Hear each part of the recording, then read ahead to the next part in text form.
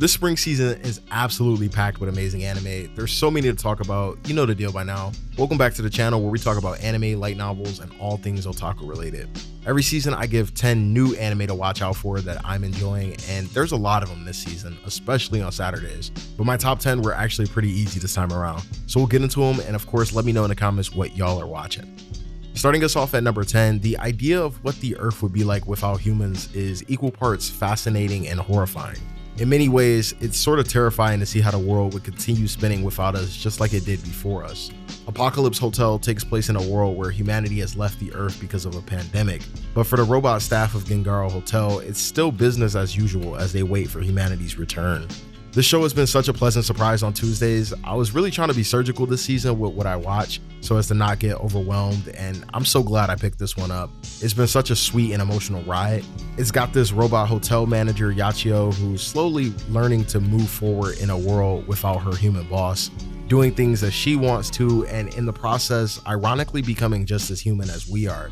It's funny, it's heartwarming, but like I said, there's also this underlying sadness because these robots have been left behind waiting on their master's return, and it doesn't look like that's happening. I love all of the alien species we see starting to show up in the hotel, and Yachio and the other staff trying to accommodate them. It's a very sweet and easy watch with a lovable main character that's surprisingly thought-provoking. Probably my hidden gem of the season, and definitely worth a watch if you're into post-apocalyptic stuff. I'm really a sucker for these lesbian-coded witch character development stories. Ever since Majo no Tabi Tabi back in 2020, I've been enjoying them as they come. Once Upon a Witch is probably the new show that's made me tear up the most this season. Windbreaker holds the overall title, but this is such a well-written series that tackles the question, what would you do if you only had a year left to live? We've seen the opposite in Frieren where she's functionally immortal, but if you were aware of your own coming mortality, how would you deal with it? And how would you react if you knew there were a way to save you by bringing tears of joy to other people? If that seems at all intriguing, well, buckle in because this is a roller coaster. Meg is such a fun main character, and her character development has been really fun to watch. I like anthology style shows where every week we're tackling a new case to help the main character grow. This one does that very well. Since Meg has to make people cry tears of joy to break her curse to die in a year, you can imagine there's a lot of really emotional situations. Every week it feels like we're seeing Meg or someone she's touched grow as a person, and that's all you can ask for. Plus, I love the Yuri undertones. This is a slower character-driven story, so if you like some good character development and a cute main character, definitely check this out. Mono is basically Eurocamp with a photography club instead of camping, and it has all the same charm you'd expect from an Afro Sensei manga. The girls are adorable, it's wholesome, and again, those same Yuri undertones from Eurocamp are here too. Well, actually, they're not even undertones in this. Anne is straight up gay as hell for Satsuki. Basically, if you've been craving more Eurocamp and seeing cute girls go around Japan, this time with a photography perspective, it's a no-brainer. You already know how comfy and wholesome this will be. I actually low-key like the character interactions more in this than in Eurocamp. I also think this show looks a lot better. We talk about Sakuga with Battle Shonen, but slice of life shows can have it too, and this show looks amazing. Credit to Studio Soine, I believe that's how you pronounce it, and the director. My one issue with this is, as a photographer, I would like to see the girls actually focus more on photography composition and the basics of photography. They did that for the first few episodes, and then it sort of just became them traveling around doing cute stuff, which, don't get me wrong, is cool. But the photography thing is what's supposed to set this apart from Eurocamp, so I'd really love to see the girls try and plan out compositions and edit, and just do all the artistic and workflow bits of photography a little more. But that aside, this show is great, and one of the 4 cute girls doing cute things shows on Saturday that we have, so that's pretty crazy. I love them all, and I wish I had more time to talk about them, but we are eating very good. The Two Perfect Saint has the distinction of having probably the most annoying and despicable character this season in Prince Julius. Seriously, it's hard to watch this show at times because of how much I just want to see this dude maimed and tortured. I don't know what it is about shoujo sei authors, but they always have to have pretty girls come from these abusive situations, find healthy homes, and it just works for me. I love seeing people gradually heal from trauma and find a place where they belong. This reminds me of a mix of Saint's magic powers Omnipotent and Maid-sama from a couple seasons ago. It's also got some of that Banished from the Hero's Party vibe going on. Basically, the lead gets sold off to another country to be their saint, do purification rituals, quell monster uprisings, you know, the usual stuff that saints do. And of course, we gradually uncover the deeper reasons behind it and how the prince is one of the most irredeemable people on the planet. It's been one of my favorite watches this season. I really love Philia and Mia's story, and seeing Philia grow is so adorable. I just want to see her happy and appreciate it. Really having fun with this one. I will definitely order the books in my next light novel haul. Sword of the Demon Hunter really took me by surprise. It for sure had the best premiere of the season, but it's maintained that quality throughout. I really feel like novel adaptations have an emotional and narrative depth that you just don't see from the average light novel and manga adapted anime. Now, admittedly, it's changed a bit from what I thought it would be. I thought there'd be more action and straight up demon hunting, but it's more of a sort of detective solving demon cases in Meiji Japan type thing. What I really love about this show is its twist and writing. Whenever you think you have a case figured out here, it throws you for a loop. Like, I kid you not, I haven't got a single one of these scenarios entirely correct, which again just goes back to that novel aspect. I think when things are aimed at adults, there's usually more nuance and complexity in these situations. Again, it could just be me, but I know from Shoshimin, Undead Girl Murder Farce, and even Babylon way back in like 2019, these stories just feel more layered and characters don't always get the fates they deserve, which keeps you on your toes. You don't have that predictability that you have in a lot of anime. If you like gritty, dark fantasy, well-written characters, and historical Japanese settings, I think you'll enjoy this one. Before we get into the second half of the list, if you're enjoying the content, go ahead and hit that like button and subscribe so we can get into the algorithm. It really helps out the channel and is appreciated. All right, back to the list. Watanabe Shinichiro is undoubtedly one of the greatest anime directors of all time, from Cowboy Bebop to Shampoo to Space Dandy to Terror in Resonance to Carol and Tuesday and now Lazarus. The man knows how to make bangers. But more specifically, he knows how to make these shows that serve as social commentaries and address issues of race, gender, sexual orientation, drugs, topics that Japanese anime creators often shy away from. He's embraced it and has always given his shows this air of maturity and relatability.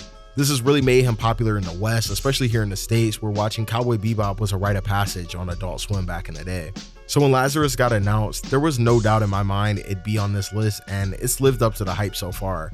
It's got a really thought-provoking premise about everyone on Earth becoming hooked on this recreational drug. The creator sets a kill switch to kill everyone in 3 years. I don't know why you take a drug to prevent pain, but hey, plot. And so this race across the world and against time starts to find the creator. Now, some people have complained about the pacing here, but I think that's pretty dumb. We're only like halfway through. If everything were revealed instantly, what would be the point of a 12-episode show? We just live in a world where everyone kind of wants answers quick. I don't know. But the action is by Chad Stahelski, who did the John Wick franchise, and it shows. Some of the best fights you'll see, even though we haven't seen a ton of them. The music is great, as you'd expect from Watanabe, and I love the characters. It's a great watch, but this is very much going to be one of those shows that the score will depend on how it ends. There's going to be a ton riding on the second half of the show, so I really hope they nail it. I had high expectations for Kowloon Generic Romance ever since it got announced. I love the art style from the poster. Then I watched the first episode, got hooked, and found out it's by the author of After the Rain, which I love, and it's just been steady bangers since then. I love science fiction mystery stories, so the whole memory loss cloning thing this has going for it has been really fun to follow. I also love when shows leave you with questions at the end. If you're an impatient person, this might be one of those binge watches just because it's a slow trickle feed of information weekly. I don't mind myself. I like theorizing online after each episode. That's a big part of the fun of anime to me. Reiko is so cute though, and the show is just really interesting. I love the mix of mystery and romance and the potential conspiracy stuff. It's just been a great watch. The production values are great, and it's probably the best opening of the season. Love this one. It's amazing how some stories never get old. This is like the 4th version of Anne Shirley that's been made. The books, films, series, manga, and now an anime. For a series that's over 100 years old, to continuously get updates like that just shows you how good it is, but also that it's still relevant. This might take place in 19th century Atlantic Canada, but kids are still kids. They go through the same struggles that Anne does as she settles into this new community, and that creates a sort of timelessness to the story. Like I said earlier, I love seeing people get what they deserve. It's not controversial to say all kids deserve a loving family and home where all their needs are met, but we know not everyone gets that. So in a series like this, where we see Anne go from being an orphan to adopted by the Cuthberts and gradually becoming part of the Green Gables community, it just resonates with you. There's these simple milestones like Anne making her first friend or getting a dress for Christmas that really just stick with you. I think there's also messages about the importance of having loving parents and how you don't have to be blood related to step up and be that person to someone. It's just a beautiful story. I love coming of age series that follow characters' lives. There's a bit of Yuri teasing and romance, not to mention the show just looks amazing. I mean, can you believe this is the same studio that made Tower of God Season 2? Top 2 on this list were probably the easiest things I've ever done. Gundam Gquuuuuux has been amazing. I've been dying to talk about this ever since I watched the movie, which had the first 3 episodes back in like February. Had to wait until a couple weeks ago to be able to get new content, and man, is it too early to say this is one of the best Gundam series ever? I'm such a recency bias merchant, but I really love everything about this. It's basically an alternate timeline of Gundam 79 where Char steals the Gundam and sets off a set of events that I don't want to spoil that are just absolutely insane. It's like a what if scenario of the original series that introduces some cool concepts into the Gundam universe, which again, I don't want to spoil, but there's a lot of Interstellar, Evangelion type shit going on, and it just feels like a very fresh take on Gundam. This is thanks in large part to Studio Kara being involved, who of course did the Evangelion rebuilds, so the action scenes look like those movies, which is cool because seeing Gundams move in these inhumane ways reminds you that these are giant killing machines, not toys. The story also feels like it's borrowing some beats from Evangelion. I love the cast, there's a little romantic rivalry brewing, the art is gorgeous, it's from the Pokemon Sun and Moon artist whose art style I love.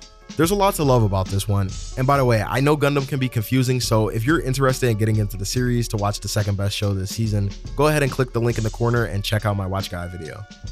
Now, if you've been following me anywhere online for the last month, this should come as no surprise. I have been absolutely obsessed with Rock is a Lady's Modesty. Not to be too cocky, but I have to be the biggest fan of this show online. 1 episode in and it was already anime of the season, probably the year. It's probably going in my top list on my anime list at some point. I have an irrational love for this show. It's basically Bocchi to Rock, but better. I talked about it earlier, but I love stories where characters come out of their shell and come into their own as people. You have these girls at this school for rich upper class girls who have all had their paths in life kind of laid out for them with little room for what they actually want to do. It has to be so suffocating living your life unable to be yourself. And while we all don't go out and form rock bands to break that mold, there's things we can do in our own lives to achieve the same effect.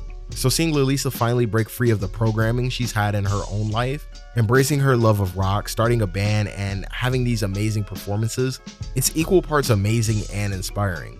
The lesson to take away from this show is just be yourself. You can never go wrong doing that. And I know some people are going to look at it like it's just Yuri rock stuff, and don't get me wrong, this show is gay as hell and I love it, but there's real world lessons to take away from it as well.